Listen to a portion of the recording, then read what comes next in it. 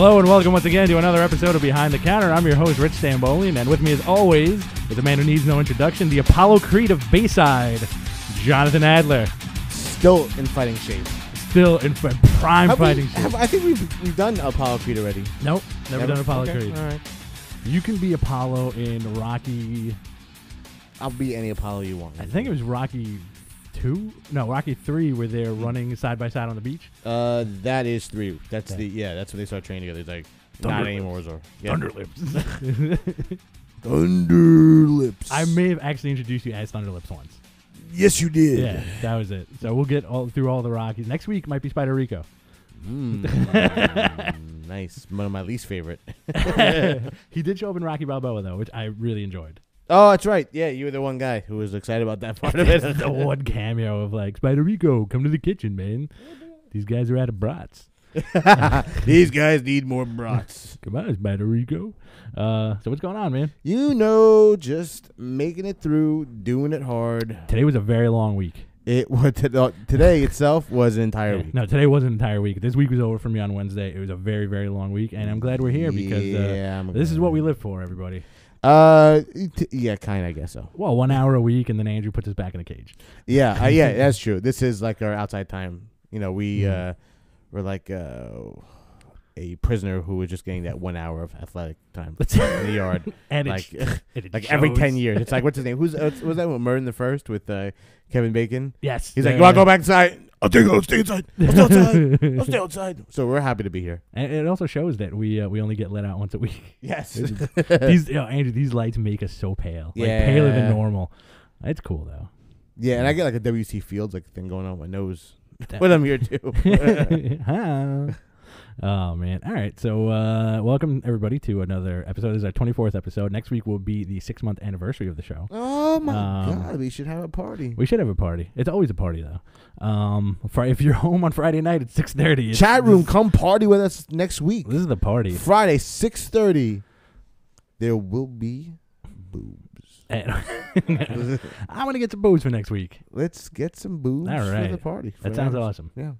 Hey, interesting, not really interesting week. Not really. As far as news goes. Nope. It's another slow news week. Yeah. No, it is. And I think it's going to be a result of how in control the big companies are of the flow of information nowadays. Mm-hmm. And they really let stuff out when they want stuff to be left out. Yeah. It's because everyone's signing NDAs for anything. So the possibility of leaks coming out early before the expected news release is usually not going to happen. Yeah. But we do get a lot of cool stuff that supplements that through the various blogs that we visit, like Comics Alliance, that do a lot of really cool art stuff. Yep. And kind of like interviews and up-and-coming events, which is great because it keeps the comic book fans like us sated.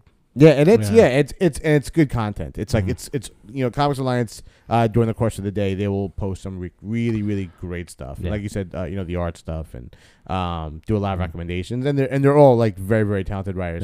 Yeah. Rich Johnson and Bleeding Cool is probably one of the last of like the muckrakers and absolutely, who is like the yellow journalism of comics, and he actively seeks out juicy information. And he was a lot worse back in the day where he was like screw you, I'm still publishing whatever it is, I don't care if it's gonna hurt your career or anything. He's a lot more understanding, especially because he's being promoted by Avatar Press, right? Which he is. It's good that he's plugging that company because it's actually turned around and turned into a really nice little house. They went from crazy magic booby books to like a lot of solid content over the past few years. And the thing about Rich Johnson too is the fact that like this guy can spin a story like nobody's business. Like he will latch onto a random sentence and be like, everybody in the Marvel universe is dying tomorrow. Yep, he definitely knows how to peel behind that onion of Dana Dio and Joe Quesada rhetoric. Well, which is cool, and he is also based in England, I believe. He is. So very interesting. He's probably very sick and tired of talking about Marvel UK stuff that has been 20 years dead. He loves that crap. That dude will do 2000 AD reference every 2 minutes if he had to. 2000 AD is an odd. I want to say it's an odd kind of. Like, what's a good band that showed up for an album or two and then completely disappeared that people still love? That's 2000 AD. Yeah. Yeah. I wouldn't go Boston. Yeah, I mean... Styx, maybe. Really solid stuff, and then kaput. Well, yeah, we'll go back to this. I can't think of something. We'll do some association cool stuff later on. What do we got here? We have odd week for litigation. Two really quick stories. Today's episode is mainly going to be about stuff that we can't talk about yet. Stuff that we can't talk about yet, according to John. But two odd litigation little things that Tony Moore, co-creator of Walking Dead, original artist for the first 9 issues, I believe, is suing Robert Kirkman apparently because he has not gotten his comeuppance yet. Comeuppance? Yeah. What's comeuppance? Like his money. His stuff. I've never heard that. I love the terminology, but I've never heard that before. Really? Comeuppance. He hasn't gotten his comeuppance. Comeuppance.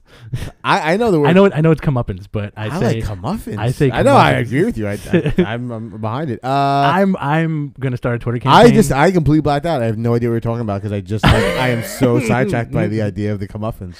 It's like delicious money. Exactly. I've always said comeuppance because I think it's hysterical, and I want to start a Twitter campaign.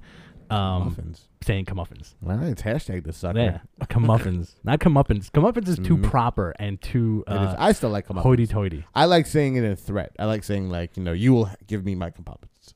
And your comeuppance. My comeuppance. My comeuppance. Yeah, the comeuppance. So Tony Moore, co-creator of the Muppets, he of Walking Dead, he's suing Robert Kirkman because Kirkman has not released financial data saying how much money he's made, and apparently they signed an agreement.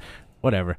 It's going to be another one of those comic book stories that ends up being solved 10 years down the line when we're in our 40s and still doing the show, and Andrew still doesn't let us out, except for the 1 hour. We'll get an hour and 15 in 10 years, right? All right. All right. And the other crazy news with that is the original ghostwriter creator is getting sued by Marvel because he's selling commissions. And they want the money back. They want like $15,000 from him. Well, screw you, buddy. Saying like, and it's weird. It's like I read an interesting article today about how it's like if this really spreads like wildfire, it'll change the landscape of doing panels, and like artists doing their commissions, which is where they make their bread and butter. Saying like, listen, you have not worked on this book for 10 years and you're still drawing pictures of it. We want a piece. We're the big companies and we want the money that you're making with our characters. It's just and it's like so like out of left field too. And it's very adolescent too. It is. And and you know what? This kind of like last minute too. I think I picked up on this yesterday. Mm-hmm. There's a nice little campaign starting up for giving the rights back to Jack Kirby for Avengers, especially for the movie, because they're not crediting Jack Kirby for the creation of the Avengers on for the film. So there's this I just saw one photo. Whoever is getting behind it as an artist, and it's just like a picture of Captain America and Iron Man and Thor all staying together, and it just says Jack Kirby is our father. It's like a word balloon. Yeah. So yeah, I mean, there's always, if it's comic books, there's always gonna be some type of litigation because it's such a, as Alan Moore said, it's a very draconian, rights, and it's just now where we're finally getting people in some fair treatment, and especially in Image and stuff like that. But this Tony Moore thing is indication that everyone's guilty. Yeah, it's like it's like a Christmas Carol, or like everybody works for Ebenezer. And and just like somewhere down the line, Ebenezer, nothing for you this year. Nothing for you. Eat your 2-pound turkey. No more coal. We've used enough coal. Yeah, it's a little ridiculous, man. And it's such a it's one of those things where you find out that like when you're a kid and you find out like Santa's not real or whatever. You want comic books to be like this happy paradise where people just crank out amazing art and amazing stories and don't have to answer to anybody and get their just pay. But it's not. It's the complete opposite. Well, I feel that. I was very happy when I learned that Santa Claus didn't exist because that way I can get more input into my parents on what I want for Christmas. All right, that's cool. It's like getting past that guy I couldn't talk to. Without the middleman. Without the middleman. Straight to the source. Go to Toys R Us for me, please. Thank you. It's also like making the list of 20 things, and then you're like, I guess Santa was having a rough day. He didn't make all this stuff. Mom and Dad. Make it happen. So yeah, it's all right. Let's get to the heart of the matter. You want to get to the heart? Yeah, that's all. Or do you want to talk about this real quick, and then we'll do the rest of the hour on Friday? Yeah, let's do that. All right. So honestly, there was a lot of books that came out this week, but one book that we have to talk about before we get to the meat because of the meat of today of the comic sandwich we are crafting before your eyes live on GFQlive.tv. we are going to spend a majority on something very special to our hearts. Absolutely. But first, another thing that's special to our hearts, only because we've been waiting for this book for like months and months. It's been a weekly thing about hoping this book was dropping. And we've talked about it. Conan the Barbarian #1 finally came out this week from... How do you say it? Conan the Barbarian. How do you say it? What do you mean? You don't say Conan. Conan. You say Conan. Conan. Okay. Yeah. Because, I'm spoiled. Spoiled by television. Conan the Barbarian came out. Queen of the Black Coast Part 1. Rockin'. Brian Wood, Becky Cloonan, Dave Stewart. What a home run. Yeah, this was, you know what? This is not something that really had a ton of stuff going on it. But boy, oh boy, does it have like a great deal of like charm and voice. It absolutely does. It really has. And it's like, it's definitely not aping on the same path and voice that Kurt Busiek did with his last one with Carrie Nord. It's a beautiful, beautiful separation from that kind of vision. It's still a very young Conan. It's Brian Wood, Becky Cloonan on the art, Brian Wood writing it.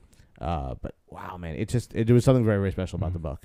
Absolutely. And you have and still very Robert E. Howard. Absolutely. And you have the interesting thing about Conan is the fact that Conan fans would always gravitate to the Buscema Conan. And yeah, then, I never did. Yeah, but then when the Busiek run came out, they were like, "Oh my God, this is amazing! You have a good combination of that." And then it kind of faltered a little bit, and you had I forgot the guy who did the art for it, not Tim Bradstreet. Who for which one? For the after Busiek left and he took over. Yeah, Tim Truman, which was okay, but I like to enjoy it, but it was not. That. It was not up to that. And this is like the thing that you've been waiting for because you're getting little snippets here and there, and it really delivers. It's a very talkative young Conan. It's also with what Brian Wood's been doing for the past few years with Northlanders, which is his Vertigo Viking story.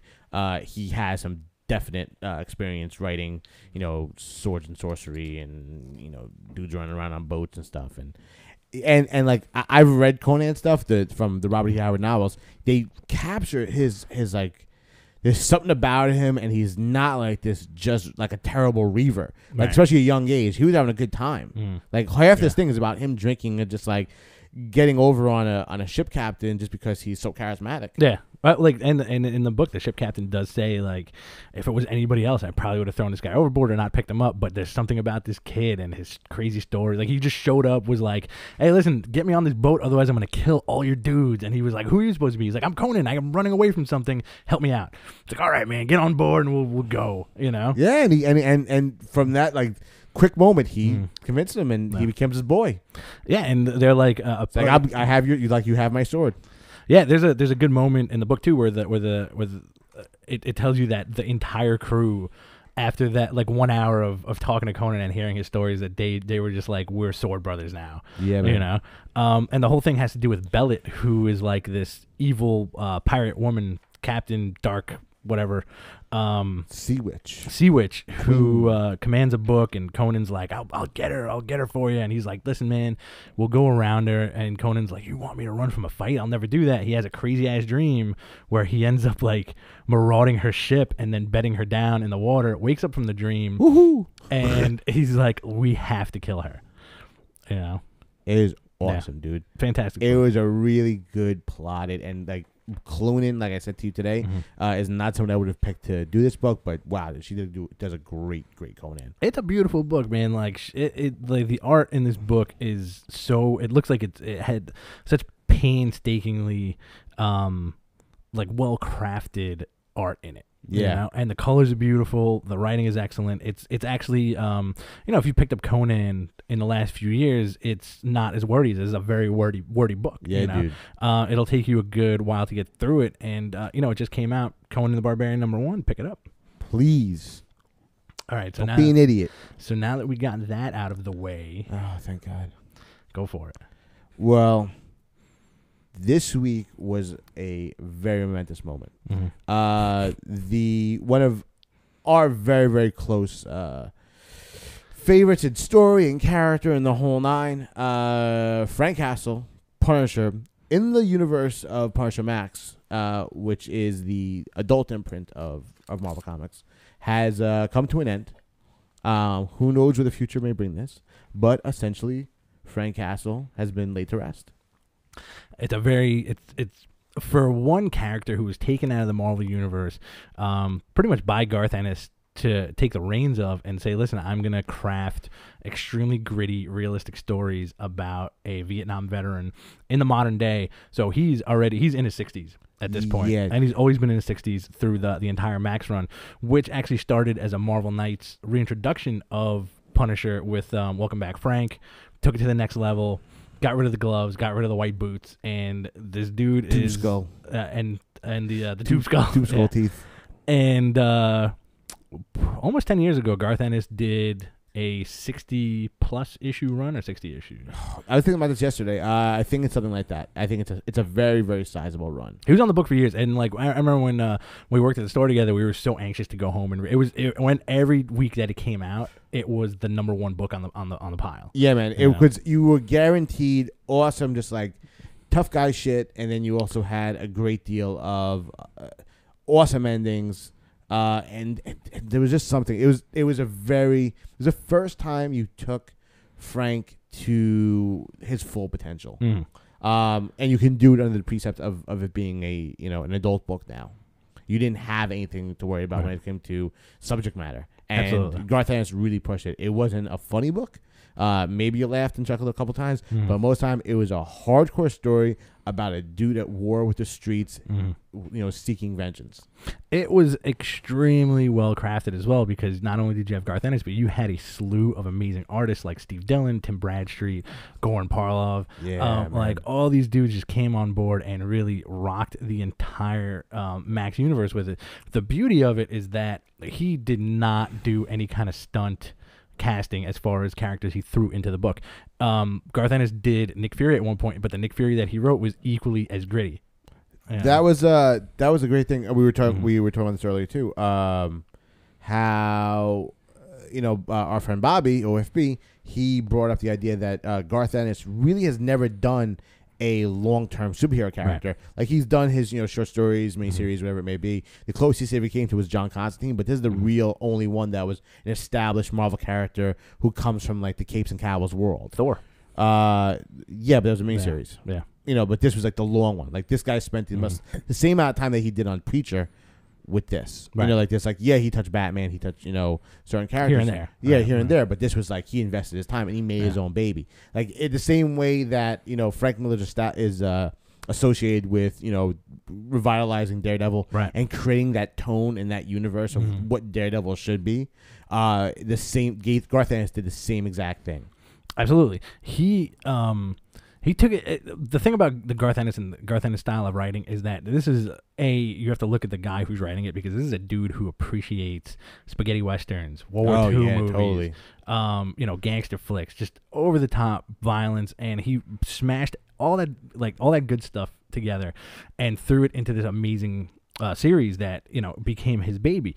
The downside of that is that when he left the book, it was floating in the ether because he had people trying to take over and trying to write the same style, but it came off as glossed and too Hollywood for these stories. They were like Hollywood crime films, as opposed to like a guy really just going out there because he's got a problem and blowing dudes' brains out and always winning no matter how hurt he got. I've got a problem. Yeah, he's a problem, and that's the thing with Jason Aaron's run. Jason Aaron came on the book in 2010, and it was a nice relaunch. And Jason Aaron, he had really big shoes to fill. With this book, especially with the hardcore Punisher Max fans, because like I said, it was a letdown after Ennis left the book, and you had the one shots here and there, or like the 2 issues here and there, where other writers would kind of take over and not really do a bang up job. It was just it seemed like Marvel just wanted to keep the character out there.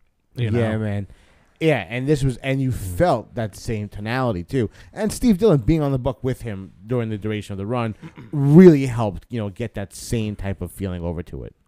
And he was also you read the back of the book, the back of the last issue. Oh, absolutely. They're talking about how they actually plan this all out, and because they made the switch of Punisher was a Max title, but then it became the Punisher Max branding.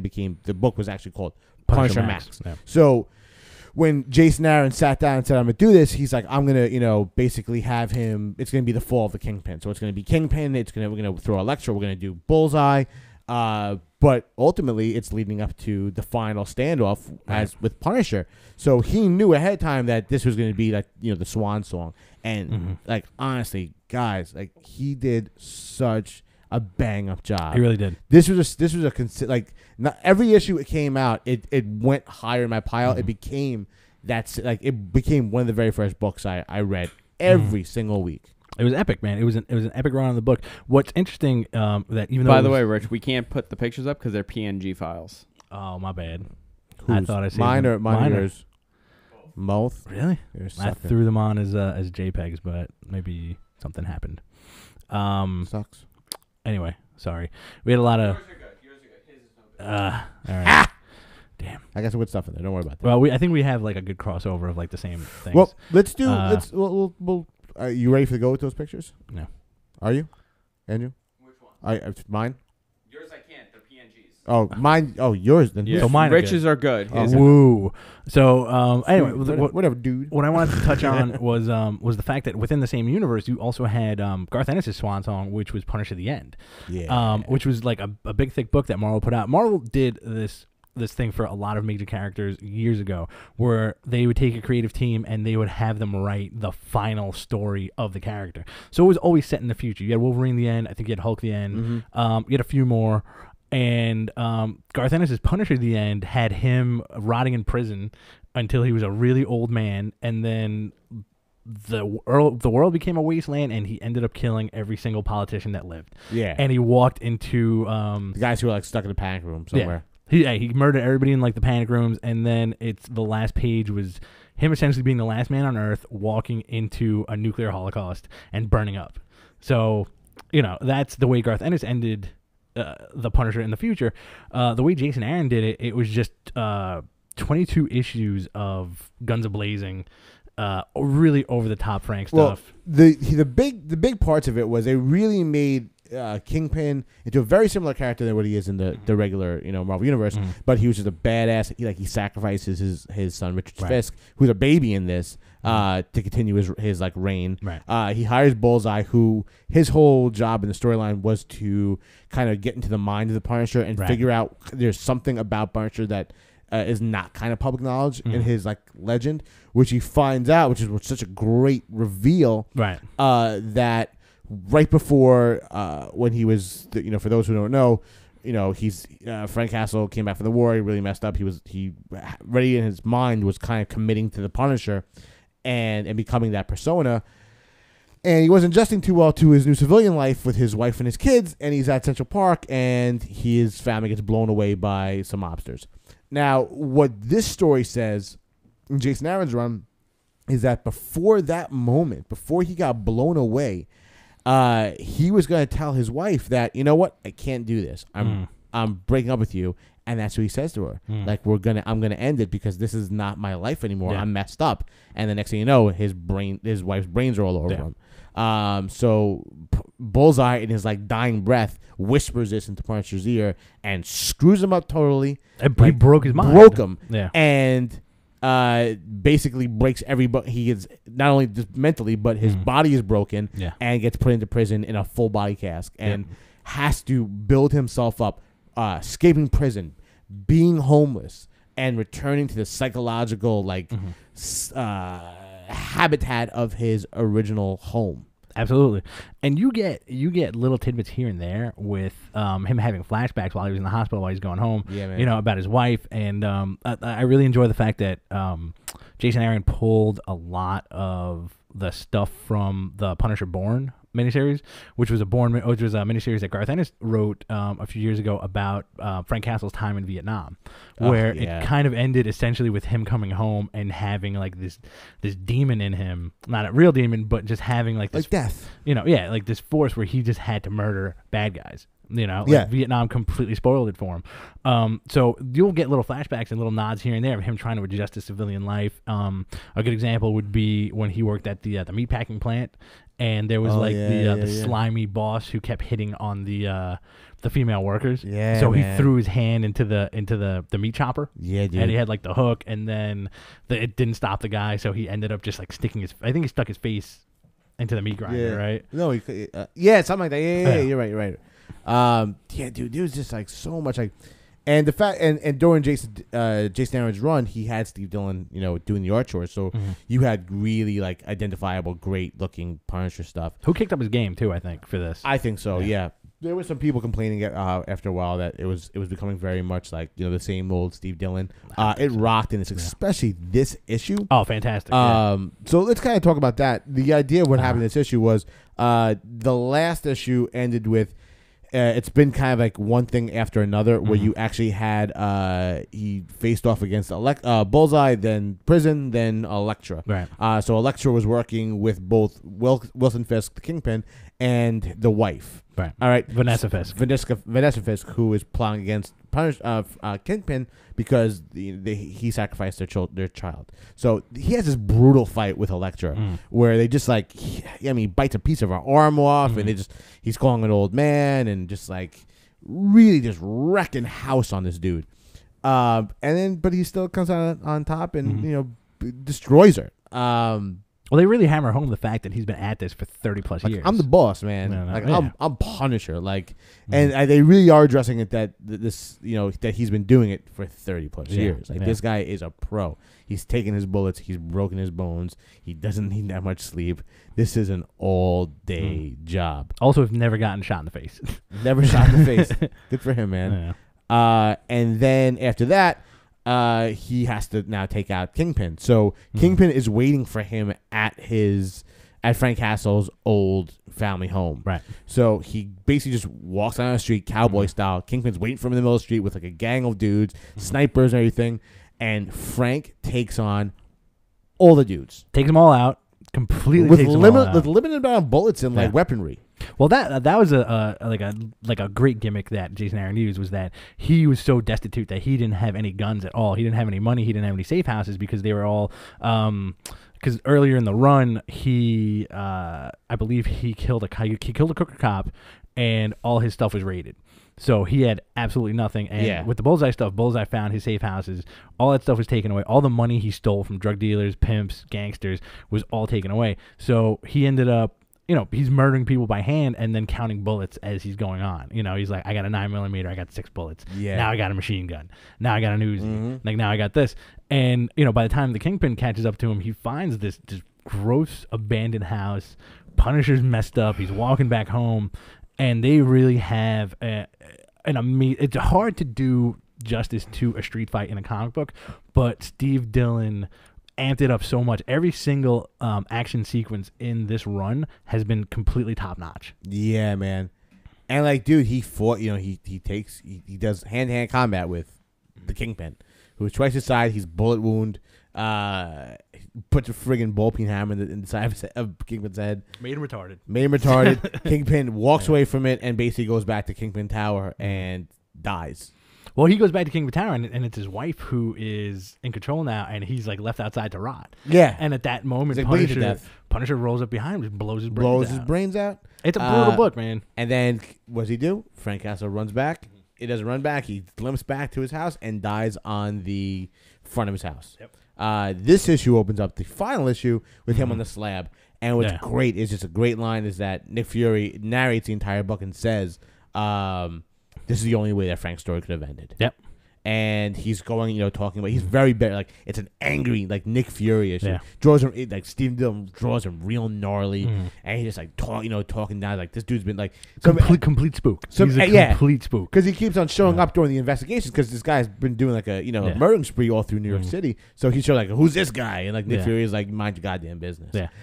And there's one point where he's, like, talking to a couple dudes, a couple of agents, and he says to him...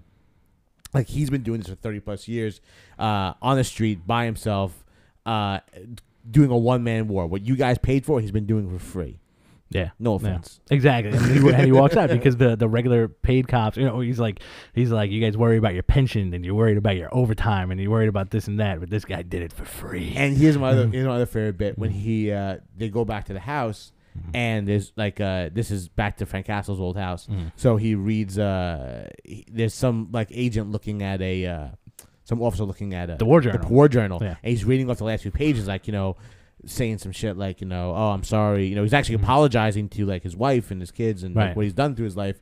And he's like, Nick Fury just grabs it from his hand. And he's like, cut the shit, get out. Yeah. And he just, Nick Fury's looking at him. He's like, I thought I was a sad old man, but you're putting me to shame. And he just is kind of walking through the house and he sees like written on blood, I'm sorry. And like Punisher was losing it. Like he was actually cracking up. And then he just sees in the corner, he sees like a flamethrower, and Fury looks at it. The next shot is him walking out of the house with flamethrower on. He torched the whole place. He's like, that's a crime scene. He's like, go fuck yourself. Yeah, fantastic moment, and like so good. It's the fact that you got touches of like that old soldier stuff in Garth Ennis's run, but the fact that psychologically, the fact that Nick Fury almost like throughout Jason Aaron's run, he kind of wanted to take care of Frank. He knew Frank was messed up.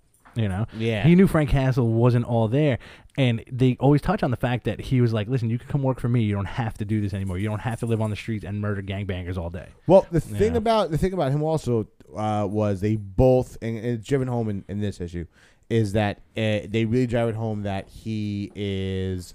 Fury was somebody who always believed that one man can make the difference in the war. Right. So he identified that with Frank from day one. Like Frank could always understand, like, what I'm going to do as much as I humanly can to stop this. I know that I'm not going to end crime, but shit, I'm going to try my best. Yeah. Exactly. And he did. And that's what's so great about it is that, like, with this version of Frank Castle, as opposed to the Marvel one, which are doing a dynamite job also under the guise of Greg Rucka. Which we always talk about. But like this, the Max run is just such a masterpiece. And like, if you love crime, if you love that type of stuff, and if you just want to see a badass just shoot a lot of dudes, this is it, man. Like I was thinking about this the other day before when we decided to do this whole thing, because basically how the concept for this show started, why we're talking so much about it was because we were talking about, like, every time Punisher Max comes out, we end up talking about it on the show. Yeah. And you know what? It's like,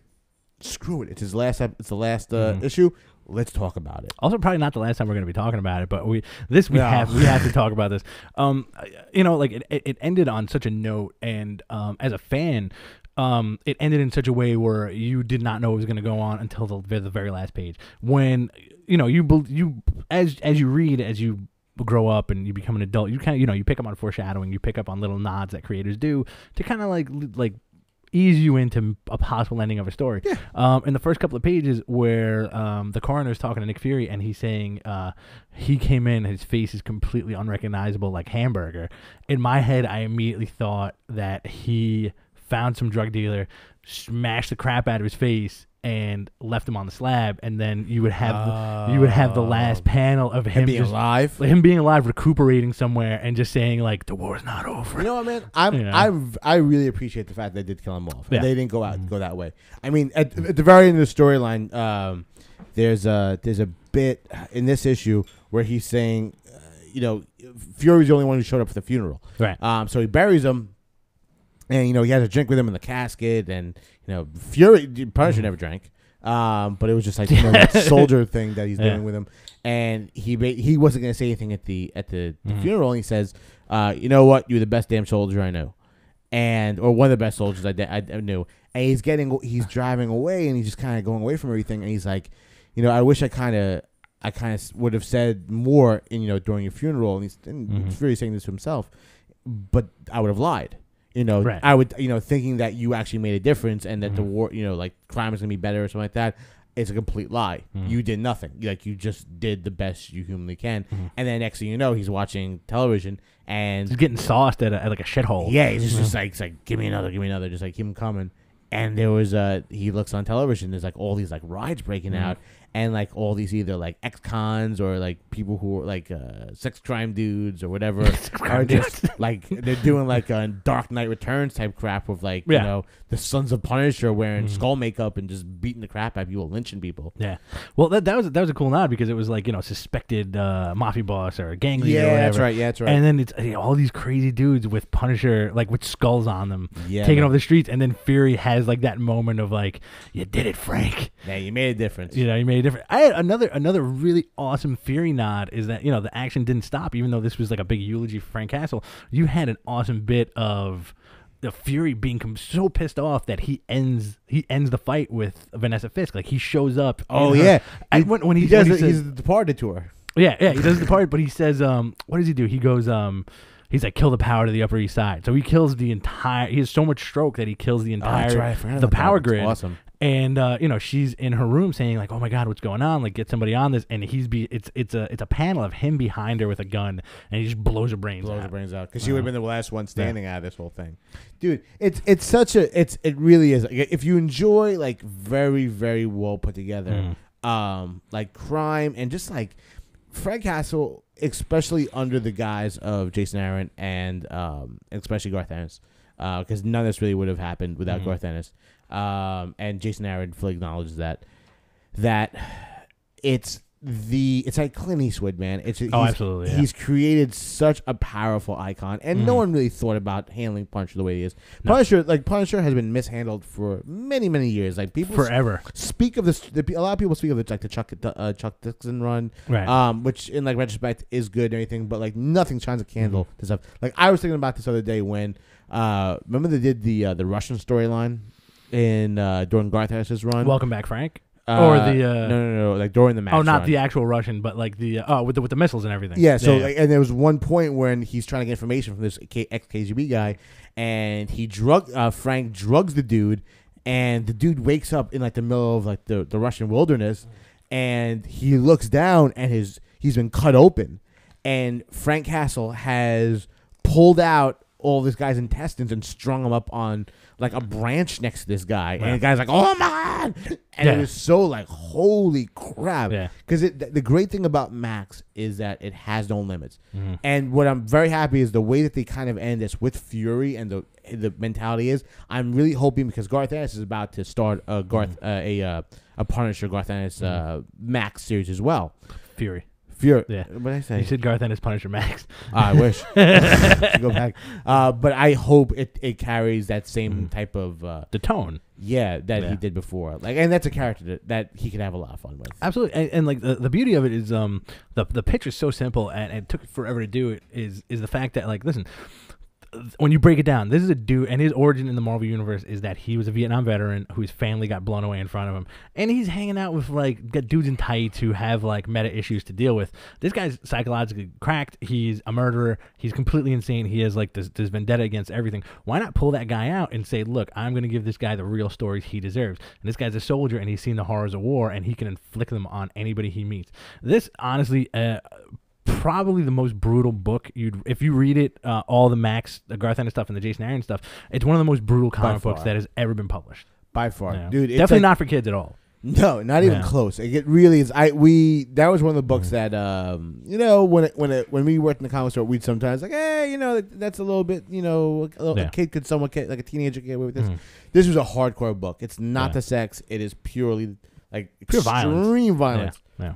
Like really, like some of the toughest stuff you could do because you had the beauty of it being in a comic book. You have to worry about making the blood squib look, realistic. You can do awesome stuff. And Garth Ennis established that idea of make him this old, grizzled guy who has seen so much shit through his career. Yeah, and you also had another thing I want to touch on about the Garth Ennis run is like you never had recurring characters. You had an occasional recurring character, like he fell in love with like some chick who ended up getting murdered. And that's such a good story. And that rolled into the Barracuda stuff, where Garth Ennis introduced this one of the most insane characters of all time, this gigantic black dude named Barracuda. He was like the criminal Hulk for the most part. He was the other side of the coin. Yeah, who was just like this crazy murderer. Exactly, he was like this crazy murderer who got off on being this extreme. Do you remember mercenary. that again? Can you do that one more time? Say that. Yeah, do that Barracuda more time. So this is Barracuda. This is the guy who Frank Castle ends up fighting a bunch. And literally he could probably. He got his own miniseries also. Yeah. And the way Goran Parlov drew him, man, there's like this gigantic dude. Hey, look at that! You're having him choking out Frank Castle as Frank's choking him out, and just like half of his face is gone. This guy was the most brutal villain that Punisher's ever, next to Bullseye, I would say. Like him and like Barracuda and Bullseye on par with each other. Yeah, I think I'll give it to Barracuda. Yeah, because Barracuda was where Bullseye, physically he can do these great things, but the best thing about Barracuda was like you didn't even know if the bullets could kill him. This dude took it This dude got his his hand blown off and just like with a smile still came after Frank. And Frank, it had one of those few moments where he's like, oh shit, like yeah. It was the only time you've ever seen this long run where it's like, oh man, I really could I could die in this situation. Well, I remember one of the covers had the Barracuda's grill on it, which I should have given to you. I'm sorry. Oh, that's right. Yeah, because it had the F word across his grill, and like the cover was just a shot of his face, and that was before the introduction of the character. So you're kind of like, what is going on here? And the payoff, it was tremendous with Barracuda. And then they rolled into that story where he quote kidnaps Punisher's daughter.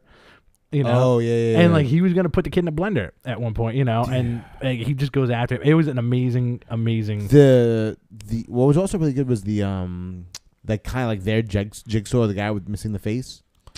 Yes. He wore like the Corey Rhodes face thing. Yeah. That thing was awesome. That guy was awesome. He showed up a couple times. But yeah, you're right. The amount of recurring characters in that book were slim because he kills them all. And I love the one you're talking about with the like the female Punisher. Yeah, the girl that was showing up for a while because like she was awesome. And then like because you don't even think about Punisher as like in desiring a woman. And what was awesome was in Jason Aaron's run is they had that one moment where you're kind of like seeing the worst of Punisher and like it's everything like his psychologically and like he's bleeding to death and everything, and you see that he used to like visit this like terrible whore, and just like an old prostitute, just to open up the faucet for the most part. He's like, whatever, you'll never be like my wife. I'm done. Yeah, because this guy is a guy who lives and breathes being at war every single day. It's a huge testament to the character. Garth Ennis really, really understood this thing. This guy was a Santa Claus from Preacher. He is an agent of friggin' death. Yeah. And what was great was the like unstoppable nature. Like when he had during Garth Ennis' run, when I think it's like near the very end where he's just going after people, and there's one point where he actually like he's collecting weaponry and he brings like an M60 to like a crack house, and like they think they're gonna get the better of me. Like I am gonna keep on firing. And his never family got stopping. killed in '76, right? It's debate. There's no date on it. Because on the grave it says 76. Yeah, in that yes, in Max yes, in Max and Maxie, because you have to logistically think about he left Vietnam, and then came home and had a really shitty adjustment period with his family. Yeah, because he probably left Vietnam. He was 65, so he probably left Vietnam. 75, probably. No, 70, 71, 72. He stayed to the very end. He was there till the end. He kept on taking Vietnam tours. end? 74. I think 73, 74 was when it ended. The thing about it also is because in Marvel Universe they're constantly dealing with the time slide. Yeah. So you're going from Vietnam and now I think they have Iraq. At the first Iraq. Yeah. Yeah. I think like he was in the Kuwait, Iraq. He was in Kuwait. Yeah. Because he's like not old, but he is like 75. It ended above 30. I would say 40 years old. He's like in his 40s. Like I would say late 30s. When you're talking like the run, the regular the original, he was in his 40s. It always early 40s. It keeps on changing. Yeah, like they're constantly making him younger and younger. And I remember younger. like going back to like War Journal, like in the 90s, early 90s. Like he was like 40. But he was a Vietnam vet at that time. He was a Vietnam vet. But you can't do that anymore. Now you have to retcon it and make it so he's in Iraq. Yeah. Because that makes him too old in that thing because no one else in that universe is aging. Same thing with Iron Man because Iron Man was originally also Iron Man was Korean War. Yeah. and now he has to be an Afghan. Mm-hmm. That was it was like Afghanistan as opposed to Captain America's just ageless. Captain America is easy to do because he was in an undisclosed amount of time and he doesn't age. Well, I always feel like with Captain America, it's you have World War II and then whatever. 2012, it was 10 years ago. Yeah, like he's been awake for 10 years. Well, what's funny is also about the way Marvel Universe works with their timelines is it goes like 40s identifiable, 50s identifiable, 60s, 70s. That's it. 80s and 90s don't really exist. Yeah. Yeah, but with the Punisher, you look at the Punisher. The Punisher storyline is that he's a Vietnam vet. Like he's Rambo. Not in Marvel though. Not in regular Marvel. Not in the regular Marvel continuity. Because what we're talking about, Punisher Max, is a separate continuity altogether. Yeah. Which is following what the original intent was. The original intent of it being in like him coming from Vietnam War. Yeah. If it happened from then till today. It's a realistic take of him coming back and aging. Yeah, it's in real time. So like But I take this series now as the accurate story to the Punisher story. But there's no superheroes in it. There's no. In this, there's no. None. Yeah, the only guy you have is Bullseye, Elektra, Kingpin, and Fury. That's it's not a wacky Bullseye who never misses, and it's not costume. It's not like an Elektra. Yeah, there's no costume. She's a ninja, but she's a human. At the same time, and like that was another cool. And more fallible than she was in the regular. Right. Well, she's a bitch in this. Yeah. And another good bit that Jason Aaron did in this is like because Punisher pretty much crippled her, and she's sitting on a slab in the Hands warehouse or whatever, and she's saying I can do it right now, and she's trying to wiggle her feet to see if they can move, and then that was awesome. The boss was like, such a shame, she was such a good ninja, and then you see somebody just like, you don't see it, but you see the shadow of like a katana coming down on her, so she gets her comeuppance, and so good. And Bullseye got killed. Everybody gets completely murdered. But that's a great way to end it. You know what I mean? Yeah, dude. There's some sort of closure towards what the story really is. That's what I'm saying. The very first page of the issue is Nick saying this is the only way that Frank's story could end. Because how else would he's not going to retire? He's not, if he got arrested, which he has. Turning 65, moving to Boca. Yeah. If he gets arrested, he's going to try his best to escape, which he did in the last story arc. Mm-hmm. So, the guy has to go out and arrange bullets. That's what I love about the Garth Ennis end in Punisher at the end, is that the dude basically walks off to the opposite of a sunset where he's on fire walking the distance. Right, yeah. He's on fire. Yeah, literally on fire. And Richard Corbin did the art on that too, and he draws everybody so stout and gross. A very interesting thing is that I don't think this is going to be the end of Punisher Max. At some point, it's going to come back. Who knows who's going to do it? Because you had remember the original Death of Punisher, where he blew his brains out in War Journal. Yes, where it was the last entry where he was like, Maria, I'm coming to you, or whatever it was, and it was like John Romita Jr. I forgot who wrote it, and he floated in the ether for a little bit, and then that's when they started doing that really wacky kind of shitty Punisher stuff. Yeah. Where they brought him back as an angel with the coat. Yeah. And he had the coat that can make any gun he wanted when they first started doing Marvel Knights. And I was excited about Punisher's back, cool, they brought him back from the dead. And you're like, what is happening here? Why? They tried to make him a weird Spectre with guns. It was not good. And it wasn't good. And then that got put to rest, and then you had Welcome Back Frank. Welcome Back Frank was the biggest breath of fresh air to the character of all time. I read that afterwards.